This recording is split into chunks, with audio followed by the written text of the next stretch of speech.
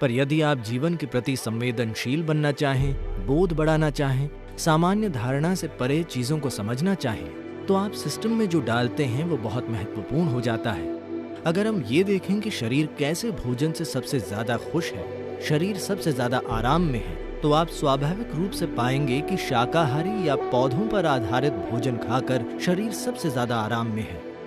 मैं दिन में एक ही बार खाता हूँ, जो मुझे पूरे 24 घंटे चलाए रखता है।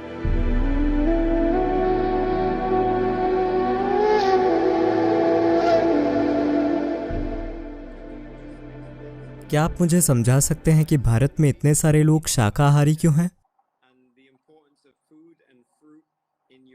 और दैनिक जीवन में भोजन और फलों का क्या महत्व है? अभी भारत की लगभग 38% आबादी शुद्ध शाकाहारी है, परंपरा की वजह से। ये ऐसा ही है। करीब 50 साल पहले लगभग 60% शाकाहारी थे, लेकिन पश्चिमी शिक्षा पाए डॉक्टर लोगों से कहते रहे हैं, अगर आप मांस नहीं खाएंगे तो आपको पोषण नहीं मिलेगा, आपको थोड़ा मांस खाना ही होगा। तो उस वजह से थोड़ा मांस खाया जाने लगा। पर फिर भी भारत में मांस खाना वैसा नहीं है जैसा ये पश्चिम में है। मांस केवल एक साइड डिश है। यहाँ तक कि मांसाहारी लोगों के लिए भी ये सिर्फ एक साइड डिश है। पर शाकाहार की वजह क्या है?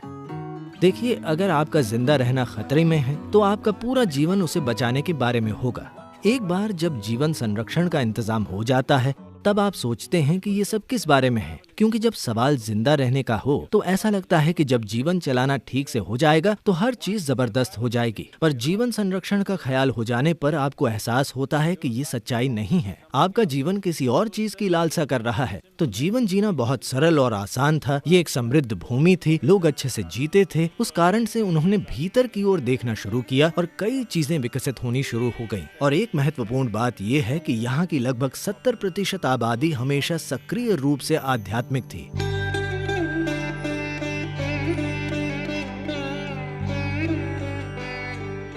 भीतर मुड़ना जीवन का एक महत्वपूर्ण हिस्सा था। इस वजह से जब वे भीतर की ओर मुड़े तो उन्हें एहसास हुआ कि वे जो खाते हैं उससे फर्क पड़ता है। यदि आप सिर्फ ताकतवर बनना चाहते हैं तो बहुत सारा मांस खाकर मांसपेशियां विकसित कर सकते हैं और एक दूसरे से लड़ सकते हैं। पर अगर आप ये देख रहे हैं कि जीवन के प्रति संवेदनशील कैसे बने, जिसे सामान्य बोध माना जाता है, उससे परे की चीजों का बोध कैसे करें, तब आप सिस्टम में जो खाना डालते हैं वो बहुत महत्वपूर्ण हो जाता है।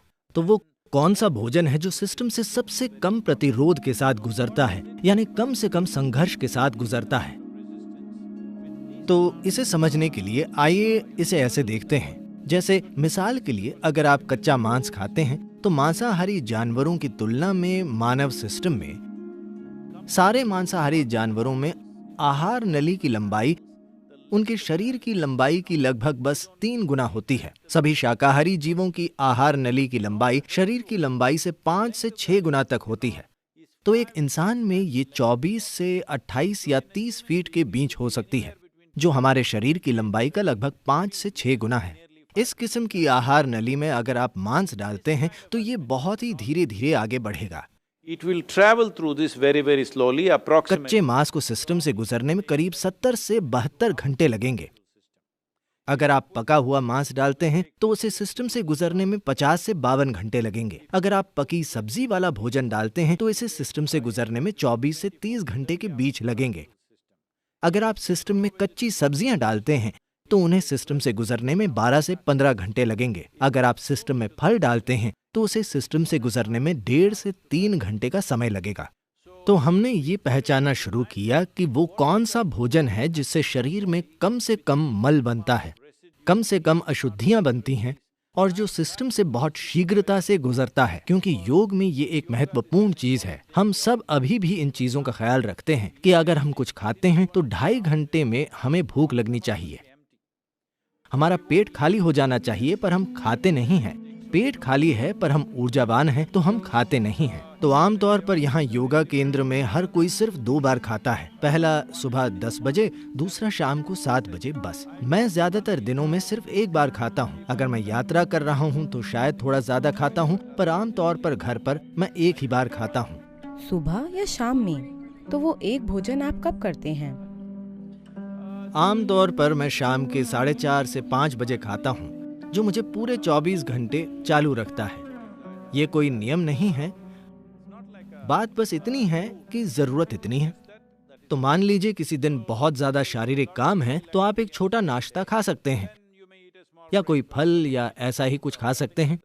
Food is not to be made into a philosophy or a kind of a... भोजन को फिलॉसफी या कोई धार्मिक प्रक्रिया नहीं बनाया जाना चाहिए। भोजन शरीर की जरूरत है। अगर हम इस पर गौर करें कि शरीर किस तरह के भोजन से सबसे ज्यादा खुश है, शरीर सबसे ज्यादा आराम में है, तो आप स्वाभाविक रूप से पाएंगे कि शाकाहारी या पौधों पर आधारित भोजन खाकर शरीर सबसे ज्यादा आराम से और सहज है। ये शरीर लचीला और आराम में है और इसे रोजाना कम काम करना पड़ता है। तो स्वाभाविक रूप से जिन्होंने अपने शरीर की प्रकृति पर गौर किया, वे सहज ही शाकाहारी बन गए। जब सवाल जिंदा रहने का था तो कुछ भी शिकार करना और उसे मारकर खाना एक स्वाभाविक प्रक्रिया थी।